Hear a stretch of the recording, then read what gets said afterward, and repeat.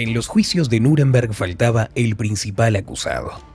Millones de personas en todo el mundo tenían ansias de venganza, porque fue él quien desató la guerra más sangrienta de la historia. Los políticos en sus despachos y los combatientes en el frente estaban seguros de que una vez que se ganara la guerra, Hitler sería juzgado. Pero el Führer del Tercer Reich desapareció. La versión oficial dice que se suicidó, y según otras versiones, pudo escapar y se escondió en Sudamérica, igual que muchos otros nazis de alto rango. 30 de abril de 1945. Las tropas soviéticas están asaltando Berlín y los combates se desarrollan en pleno centro del Tercer Reich. El Reichstag está en llamas y Hitler sabe que esto ya es el fin. El testamento ya lo tiene escrito. Sabe que a su aliado Mussolini los partisanos lo colgaron cabeza abajo en una plaza y su cuerpo mutilado quedó expuesto a los ojos de todos. Hitler ni lo duda, le espera algo mucho peor que esto. Pero no piensa darle una oportunidad así a sus enemigos. El Führer huye a su último refugio, los muros de hormigón de un búnker subterráneo bajo la Cancillería del Reich. Sus confidentes llevan ya 4 meses escondidos aquí, en las profundidades del subsuelo de este búnker. Con él está Eva Braun, su amante, con quien justo el día anterior, el 29 de abril de 1945, se casó de manera oficial. Al día siguiente, a las 14:30 horas exactamente, se encierran los dos en su despacho. Pronto se oye un disparo. Cuando el ayudante de cámara abre la puerta, lo que encuentra son 2 cuerpos sin vida. La cronología de los últimos minutos de vida de Hitler está perfectamente registrada, segundo por segundo. Los testigos presenciales describen cómo el asistente personal y el ayudante de cámara del Führer llevan los cuerpos al jardín, los rocían con gasolina y les prenden fuego. Los bidones los tenían ya preparados. El primer intento de prender fuego a los cuerpos fracasa. Entonces encuentran una antorcha hecha con papeles y documentos que ya no eran necesarios. En algún lugar cerca se oyen explosiones de proyectiles. Colocan los restos quemados en un cráter y lo tapan con tierra. Más tarde allí mismo van a ser encontrados los cuerpos de 2 pastores alemanes que fueron envenenados y enterrados junto a su dueño. Lo que pasó después solo se supo en 1980, cuando se desclasificaron unos documentos soviéticos. El 2 de mayo, las tropas soviéticas irrumpen en la Cancillería del Reich y en el búnker. Al entrar en el despacho de Hitler, encuentran manchas de sangre en el sofá. Pocos días después, en el cráter, encuentran unos restos, los desentierran y para identificarlos los envían a un examen. Fragmentos de cráneo y de mandíbula hacen que la identificación sea posible. Se trata de Adolf Hitler y Eva Braun. Pero la historia no termina ahí. Y es que ocurren cosas extrañas con los restos. Se los entierra varias veces y luego se los destruye por completo. Lo único que queda es la mandíbula que, según los datos, está guardada en los archivos del FSB ruso, mientras que un fragmento del cráneo con un agujero de bala se encuentra en los archivos estatales. Todo estaba tan clasificado que los americanos no tardaron en tener dudas sobre lo sucedido. Algunos investigadores están convencidos de que los agentes soviéticos no encontraron ningún cuerpo y que toda la historia de la autopsia y el entierro es pura desinformación. Y entonces aparecen las teorías de conspiración. Si no hay cuerpo, no hay pruebas que valgan. Pero hay un detalle que no podemos ignorar. La mandíbula sí es de Hitler. Fue identificada por 2 testigos independientes al mismo tiempo: la asistente del dentista personal de Hitler y su técnica dental. En 2018, los expertos forenses franceses acabaron con todas las dudas al hacer la comparación de la mandíbula en cuestión con radiografías de Hitler de 1944. Pero en cuanto al cráneo, las cosas ya no son tan sencillas. Los investigadores dicen que su hueso frontal es demasiado fino para tratarse de un varón adulto. ¿Significa eso que Hitler era una mujer menor de 40 años? ¿O es que este cráneo pertenece a otra persona? A mucha gente la muerte tan tonta del Führer le pareció demasiado banal, demasiado común.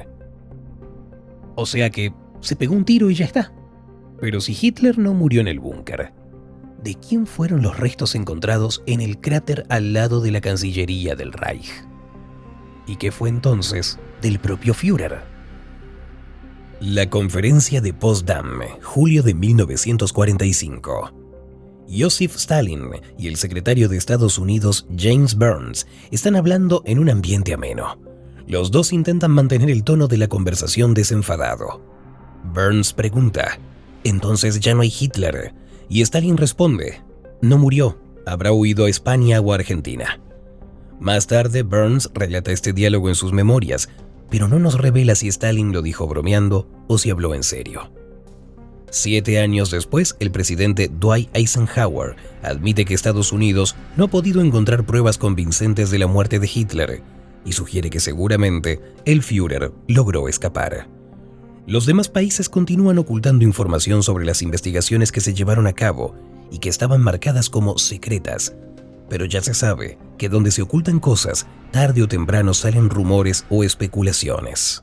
Hay otros argumentos importantes a favor de los teóricos de la conspiración, y son las así llamadas rutas de ratas, sistemas de escape secretos para los líderes nazis creados por el Vaticano. Muchos criminales de guerra escaparon por estas rutas precisamente. Lo hizo el médico de la muerte nazi Aribert Heim, que torturó a los prisioneros del campo de concentración de Mauthausen y al escapar vivió durante mucho tiempo en el Cairo bajo el nombre de Tariq Farid Hussein. También lo hicieron Joseph Mengele, el ángel de la muerte de Auschwitz, y el arquitecto del Holocausto Adolf Eichmann. Los dos huyeron a Sudamérica y vivieron allí una vida tranquila. Y ya que lo pudieron hacer ellos, ¿por qué no iba a poder hacerlo Hitler?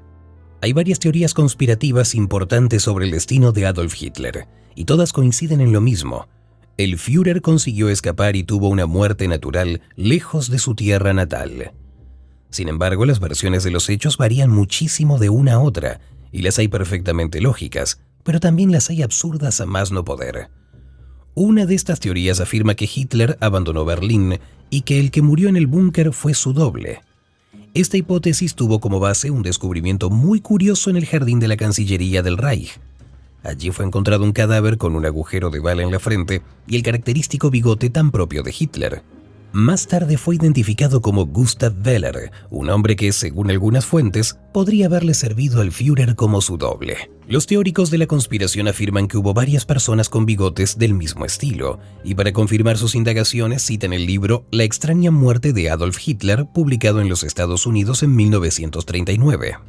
Un autor anónimo, supuestamente un oficial nazi, afirma que el verdadero Hitler fue envenenado en 1938, y que desde entonces hubo 4 dobles que lo reemplazaron en distintas ocasiones. En 1945, tras el hallazgo del cuerpo de uno de estos dobles, la teoría sobre la muerte del Führer adquirió nuevos matices y la historia sobre los restos carbonizados en un cráter de proyectil se hizo mucho más creíble. Existen versiones aún más originales, la mayoría de las cuales tienen un origen bastante peculiar. La mayor parte de ellas se basan en la interpretación del libro La Mañana de los Magos, publicado en 1960. El autor de esta obra pseudocientífica, Jacques Vergier, fue miembro de la Resistencia francesa, un alquimista autodidacta y sin duda un hombre con una imaginación desbordante. En su obra dice que los nazis estaban vinculados a órdenes secretas y sociedades ocultas, en las que se familiarizaron con los conocimientos antiguos. Por supuesto que Hitler, siendo el más influyente de todos, no podía haber muerto en circunstancias normales, como en un sofá de un búnker, por ejemplo. Esta idea tuvo mucha repercusión en la prensa sensacionalista. Y según una de las teorías más increíbles, los nazis establecieron contacto con los habitantes de Agartha, una tierra mítica escondida bajo la superficie de la Tierra y poblada de superhumanos. Esta versión nos dice que en la antigüedad los superhumanos se resguardaban en los pasillos subterráneos y solo los elegidos, como lo era Hitler, tenían acceso a esos sitios. Algunos teóricos de la conspiración afirmaron incluso que la entrada a Agartha se situaba justo dentro del búnker y que a Hitler no le iba a costar nada escapar por esta vía. Los teóricos mejor informados opinaron que esta ruta fue descubierta en la Antártida en la así llamada Nueva Suabia. De hecho, los nazis sí poseían un territorio de la Nueva Suabia en la Antártida, pero su objetivo principal era más que prosaico. La idea fue crear una estación ballena y así poder extraer cantidades de grasa necesaria para la producción de margarina y jabón.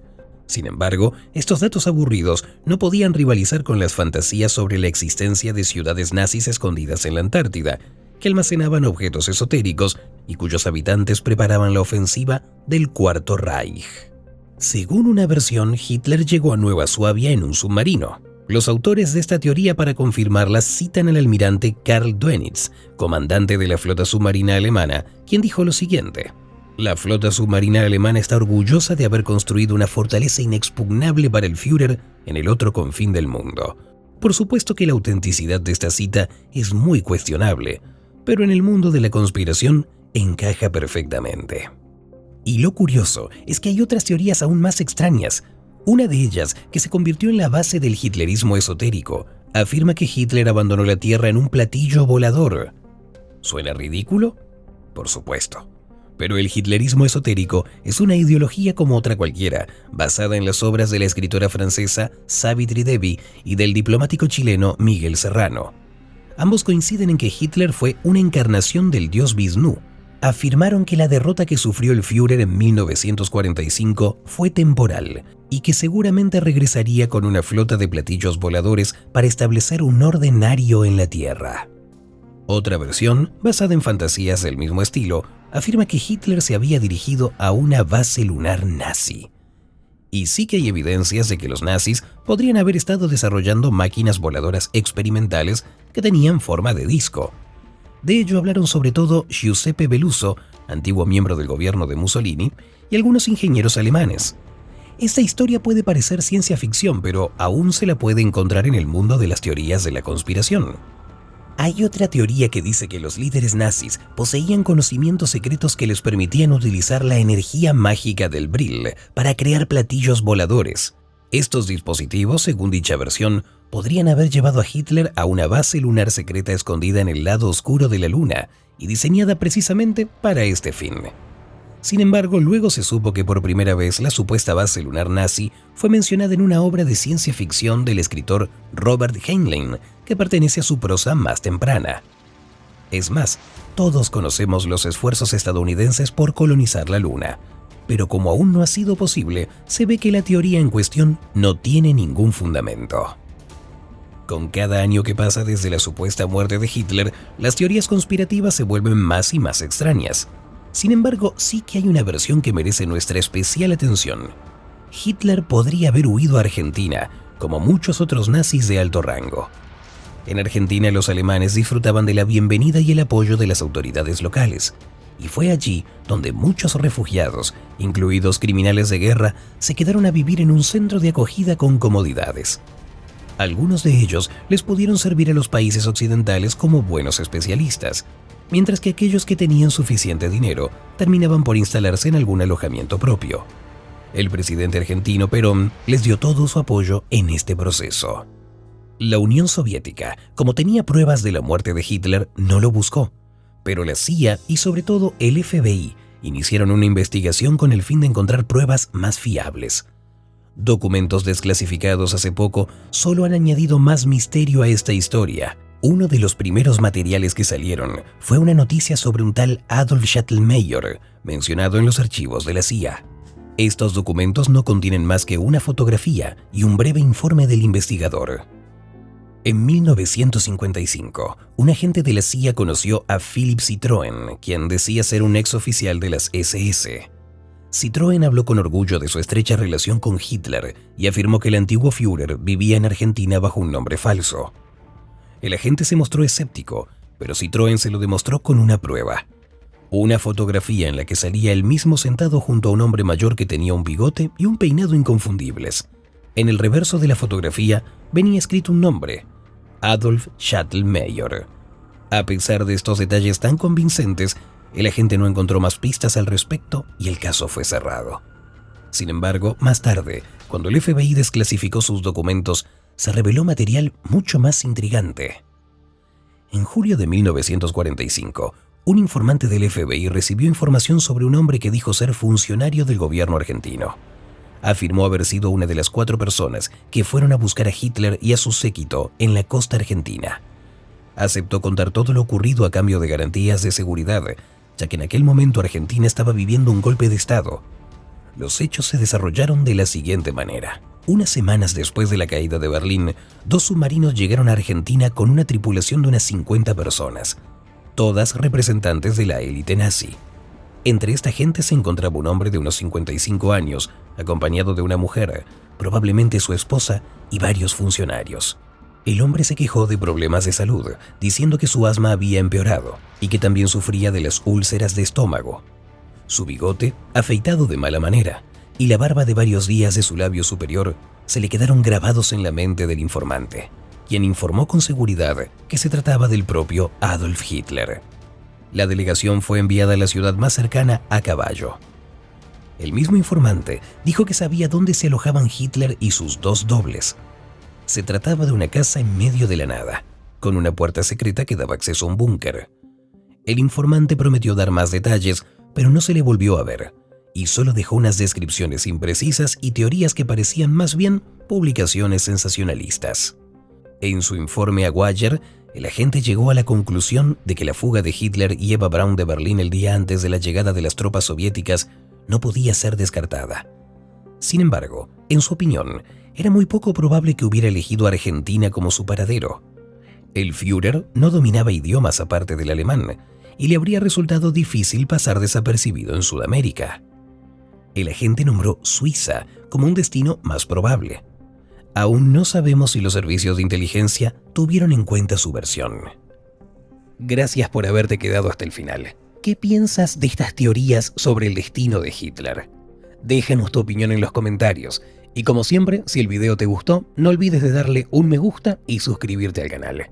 Y nos vemos en la próxima.